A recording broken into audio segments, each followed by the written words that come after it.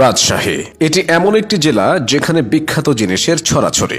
আম, লিচু এবং মিষ্টান্ন সামগ্রী তেমনই কিছু বিখ্যাত জিনিস। রেশমি বস্ত্রের কারণে রাজশাহীকে রেশম নগরী নামে ডাকা হয়।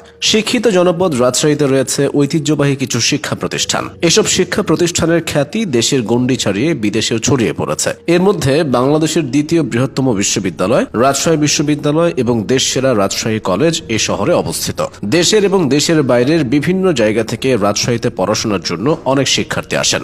রাজশাহীতে বেশ কিছু বিখ্যাত ও ঐতিহাসিক মসজিদ, মন্দির এবং উপাসনালয় তথা ঐতিহাসিক স্থাপনা রয়েছে।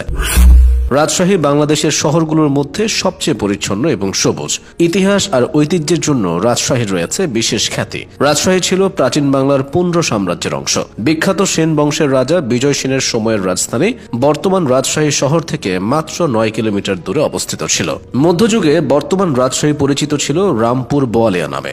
এর সূত্র ধরে এখনও রাজশাহী শহরের একটি থানার নাম বোয়ালিয়া। রাজশাহী শহরকে কেন্দ্র করে 1772 সালে জেলা গঠন করা হয়। 1876 সালে গঠিত হয় রাজশাহী পৌরসভা। পরবর্তীতে 1991 সালে রাজশাহী সিটি কর্পোরেশনে রূপান্তরিত হয়। ব্রিটিশ আমলে রাজশাহীকে রেশম চাষের প্রধান কেন্দ্র হিসেবে নির্বাচন করা হয়েছিল। তখন রাজশাহীতে একটি সরকারি কলেজ এবং রেশম শিল্পের জন্য একটি শিক্ষা প্রতিষ্ঠান স্থাপন করা হয়। এই জেলার নামকরণ নিয়ে প্রচুর মতপার্থক্য রয়েছে। রাজশাহী নামটার উৎপত্তি নিয়ে বিতর্কের মধ্যে সবার কাছাকাছি মতামত হলো এখানে রাজা জমিদারদের বসবাস ছিল বলেই নাম হয়েছে রাজশাহী। বিশিষ্ট লেখক এবনে গোলাম সামাদের মতে অতীতে এখানকার মোহনপুর গ্রামে গণেশ নামের একজন পরাক্রান্ত সামন্ত ছিলেন।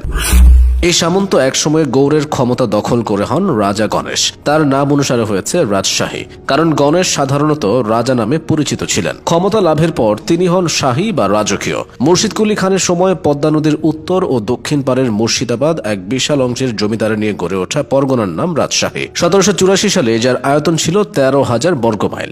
ধীরে ধীরে কমতে কমতে 1983 সালে এসে দাঁড়িয়েছে 850 বর্গমাইলে। 13 শতকের শেষের দিকে দরবেশ শাহ মখদুম রূপস রাজশাহী অঞ্চলে ইসলামের সুমহান বাণী প্রচার করেছিলেন। শাহ মখদুম রূপস সারা পৃথিবীতে বিখ্যাত। তার কবর রাজশাহীতে অবস্থিত। দেশ বিদেশ থেকে শাহ মখদুমের হাজার হাজার ভক্ত অনুসারীরা তার মাজার জিয়ারতের উদ্দেশ্যে আসেন।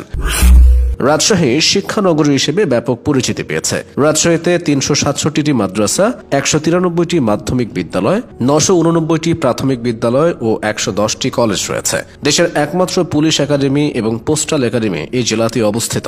রাজধানী ঢাকা যখন বিশ্বের সবচেয়ে দূষিত নগরী হিসেবে চিহ্নিত হয়েছে, তখন রাজশাহী শহর মর্যাদা পেয়েছে এশিয়ার সবচেয়ে পরিচ্ছন্ন শহর হিসেবে। এই মর্যাদা রাজশাহী এমনিতেই পায়নি। সবুজ নগরায়নে অনন্য দৃষ্টান্ত স্থাপন করেছে রাজশাহী। রাস্তার মাঝখান দিয়ে লাগানো সারি সারি সবুজ গাছ